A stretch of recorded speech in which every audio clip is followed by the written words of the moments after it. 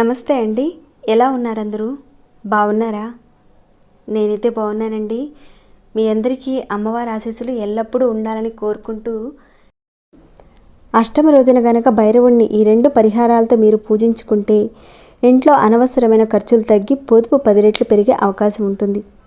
ఇలాంటి విషయాలతో కూడి ఉంటుందండి ఈరోజు వీడియోని స్కిప్ చేయకుండా ఎండింగ్ వరకు చూడండి, అన్ని విషయాలు తెలుస్తాయి. లేదంటే మళ్ళీ మొదటిగా వచ్చేస్తారు మీరు. ఈ వీడియోకి ఒక చిన్న లైక్ చేసి సపోర్ట్ చేయండి. లైక్ చేసే వారందరికీ మనస్ఫూర్తిగా నా ధన్యవాదాలు తెలుపుకుంటున్నాను మీకు. అలానే సబ్స్క్రైబ్ కానివారు ఎవరైనా కొత్త వారు చూస్తుంటే మన ఛానల్ సబ్స్క్రైబ్ చేసుకుని బెల్ బటన్ ప్రెస్ చేసి అలానే ఆ నోటిఫికేషన్ని ఆన్లో పెట్టుకోండి. ఇంకాను ఎన్నో రకాల సమస్యలకు సంబంధించిన పరిహారాలు, పూజలు ఉన్నాయండి మన ఛానల్లో. ఈ మధ్యన అడుగుతున్నారు కదా, మీరు ఒకసారి ఛానల్లోకి వెళ్ళి చూసి మీ సమస్యకు తగినది, మీ మనసుకు నచ్చింది, మీరు చేయగలిగే ఒక పరిహారాన్ని ఎంచుకుని ప్రయత్నం చేయండి.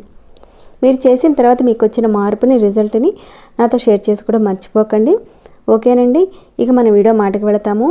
ఎవరైతే వృధా ఖర్చులు తగ్గించుకోవాలనుకుంటున్నారో, ఇంకా అత్యవసరమైన సమయాల్లో పొదుపు చేయాలని చాలామందికి ఉంటుంది. అది సహజమే కదా.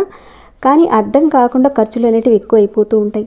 వస్తువులు కొనుగోలు విషయం కావచ్చు, ఇంకా హాస్పిటల్స్ ఖర్చులు కావచ్చు, ఇంకా ఒక ప్రాణం సంబంధించింది కూడా కావచ్చు.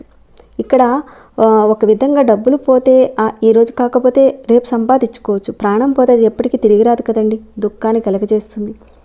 ఇంట్లో ఏది కూడా వృధాగా పోకూడదు. మనం తినే ఆహారం కావచ్చు, ధన రాబడి కావచ్చు, అది ఒక ప్రాణం కావచ్చు, ఏదైనా సరే మనం వాటి నుంచి తప్పించుకోవాలంటే ఇప్పుడు చెప్పుకునే పరిహారాలు మీరు చేసుకోవాలి. ఈ సృష్టికి కాపలాదారుడుగా ఉంటాడు ఆ కాలభైరవుడు. ఆయన యొక్క పాదాలను మనం పట్టుకుని శరణ వేడితే ఖచ్చితంగా వృధా ఖర్చుల నుంచి ఆయన బయటపడేస్తాడు. అలానే కాలభైరవుణ్ణి అష్టమి రోజున పూజతో పాటు ఈ పరిహారాలు చేసుకోండి. ఇక్కడ చెప్పే మొదటి పరిహారం విషయంలో చూసుకుంటే, రాహుకాలంలో కనుక మీరు చేస్తే విశేషమైన ఫలితం వస్తుంది. ప్రతిరోజు రాహుకాలం ఉంటుంది. అలానే అష్టమి రోజున కూడా మనకి రాహుకాలం ఉంటుందండి. ఒకసారి మీరు క్యాలెండర్లో చూడండి, రాహుకాలం ఎప్పుడు వస్తుంది, ఎప్పటి నుంచి ఎప్పటి వరకు ఉంటుంది అనేది. ఈ పరిహారాన్ని మనం ఏ అష్టమి రోజైనా సరే చేసుకోవచ్చు. శనివారం అష్టమి రోజు చేసుకోవచ్చు, మంగళవారం అష్టమి రోజనే కాదండి, ఏ రోజు వచ్చినా కానీ అష్టమి ఆ రోజు మనం చేసుకోవచ్చు. కానీ మీరు చేసే అష్టమి రోజున రాహుకాలం ఉన్న సమయంలోనే ఈ పరిహారం చేసుకోవాలి. అది ఎలానో చెప్తాను. మీకు దగ్గరలో శివాలయం ఉంటే కనుక అక్కడికి వెళ్ళండి. ఒక 2 మట్టి ప్రమిదల్లో నువ్వుల నూనె పోసి దీపాన్ని వెలిగించండి. ఇక్కడ నేను చూపిస్తున్న విధంగా మట్టి ప్రమిదల్లో మీరు ఎరుపు ఒత్తులు వేసి వెలిగించండి. లేవనుకోండి, తెల్ల ఒత్తులతోనైనా సరే దీపారాధన చేసుకోవచ్చు. ఎరుపు ఒత్తులు లేని వారు మీరు ఏం చేస్తారంటే కుంకుమతో తడిపిన ఒత్తులతోనైనా సరే వెలిగించుకోవచ్చు. ఇక్కడ కేవలం నువ్వుల నూనె మాత్రమే ఉపయోగించాలి దీపారాధనకి. మీరు శివాలయానికి వెళ్ళినప్పుడు అక్కడ కాలభైరవుడు ఉంటే కనుక కాలభైరవుడి దగ్గర చక్కగా వెలిగించుకోండి. లేదంటే శివాలయంలో కూడా మీరు దీపారాధన చేసుకోవచ్చు. అయితే దీపాలను ఎప్పుడు వెలిగించాలనేది చెప్పాను కదండి. అష్టమి రోజున రాహుకాలం సమయంలోనే ఈ దీపారాధన చేసుకోవాలి. ఇక అష్టమి శనివారం రోజున కలిసి వచ్చిన రోజున రాహుకాలంలో చేస్తే మరింత అద్భుతమైన ఫలితాలు ఉంటాయండి. ఇక చెప్పుకోలేం, అంత బాగుంటాయి. లేదా మీరు మిగతా అష్టమి రోజుల్లోనైనా సరే చేసుకోవచ్చు. అలానే ఆదివారాల్లో కూడా ఏ సమయంలోనైనా సరే ఈ దీపాన్ని వెలిగించుకోవచ్చు. ఎప్పటికీ మీ కుటుంబానికి కాపలాగా దైవంగా ఉండమని, ఎల్లప్పుడూ కాపాడుతూ ఉండమని మనసారా ఆ భైరవుడిని ప్రార్థించుకోండి. మీరు దీపాలు వెలిగించిన తర్వాత తప్పకుండా మీరు ఒక్కొక్క ప్రమిదిలో 2 మిరియాలు వేయండి. అలా వేస్తే చాలా విశేషమండి. ఇక్కడ నేనైతే వేసి చూపించటం లేదు. ఎందుకని అడుగుతారేమో మీరు. అష్టమి రోజున చేసుకోవాల్సిందండి ఇది, ఎప్పుడు పడితే అప్పుడు చేసుకునేది కాదు.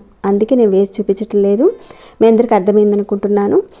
ఒక్కొక్క ప్రమిదిలో అంటే ఒక ప్రమిదిలో 2 మిరియాలు, అలానే రెండవ ప్రమిదిలో ఒక 2 మిరియాలు వేయండి. భైరవుడు మీ కుటుంబాన్ని కాపాడే దైవంగా నిలబడి మీకు కష్టాలు రాకుండా అడ్డుగా నిలబడతాడు ఆయన. ఒకవేళ మీకు దగ్గరలో శివాలయం లేకపోయినా, ఒకవేళ మీరు వెళ్ళలేని పరిస్థితి ఉంటే మీరు ఇంట్లోనే మీ పూజ గదిలో విడిగా ఈ దీపారాధన చేసుకోవచ్చు. చేసుకొని 2 మిరియాలు వేయండి అందులో. అలానే మిరియాల మూట దీపం గురించి చాలామందికి తెలిసే ఉంటుంది. ఆ దీపాన్ని మనం గుడిలో మాత్రమే వెలిగించాలి. మిరియాల మూట దీపాన్ని ఎలా వెలిగించాలనేది కూడా ముందు వీడియోలో మనం చాలా వరకు తెలుసుకునే ఉన్నాం. ఆ రకంగా మిరియాల దీపాన్ని గుడిలో వెలిగించాలి. కానీ ఇక్కడ 2 మిరియాల దీపపు ప్రమిదిలో వేసాం కదండి, దీనినైతే మనం ఇంట్లో కూడా వెలిగించుకోవచ్చు అంటారేమో చెప్తున్నానండి. మిరియాల మూట దీపారాధన దేవాలయంలోనే చేయాలి. ఆ దీపంలోనే భైరవుడు ఉన్నాడని మీరు భావించుకోండి. ఇది నా సమస్య స్వామి అని మనసారా చెప్పుకొని ప్రార్థించుకోండి, చక్కటి ఫలితం ఉంటుంది.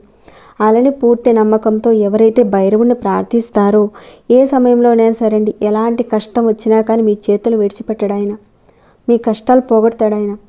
ఇలా మీరు ఈ మొదటి పరిహారం అష్టమి రోజున చేయడానికి ప్రయత్నం చేయండి.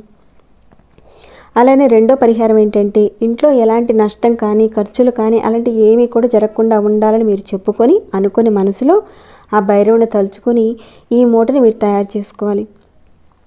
ఒక తెలుపు రంగు కొత్త వస్త్రం తీసుకోండి. దానిని చక్కగా గంగాజలంలో శుద్ధి చేసి ఎండబెట్టి పక్కన పెట్టుకోండి. ముందు రోజే సిద్ధం చేసి పెట్టుకోండి. ఇక అందులో ఒక గుప్పెడు మినప్పప్పు వేయండి. తెల్ల మినప్పప్పు వేయండి. పొట్టుతో ఉన్న మినప్పప్పు కాదండి, నలుపుతో ఉన్న మినప్పప్పు కాదు, తెలుపు రంగు మినప్పప్పు వేసిన తర్వాత దాంట్లో ఒక చిన్న పచ్చకర్పూరం పెట్టండి.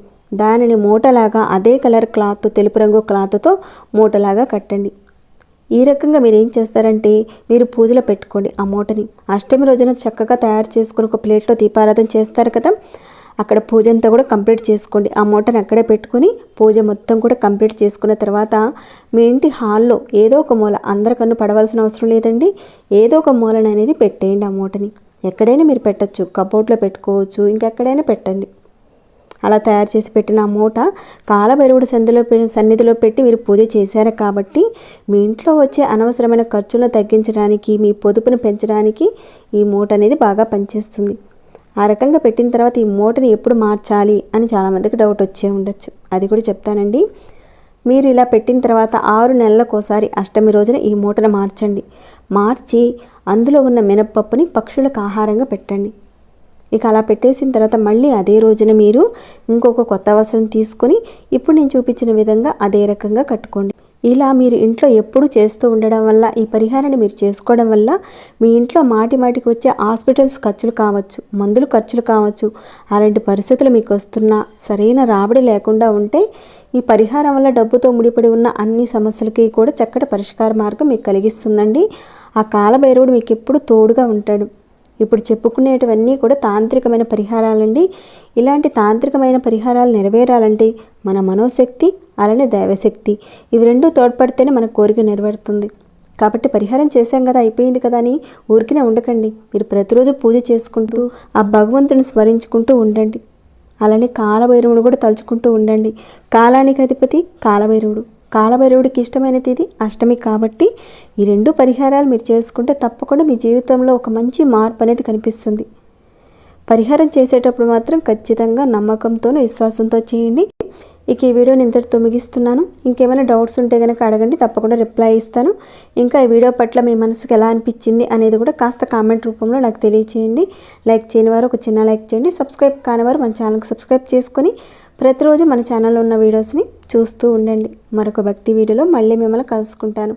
అంతవరకు సెలవు.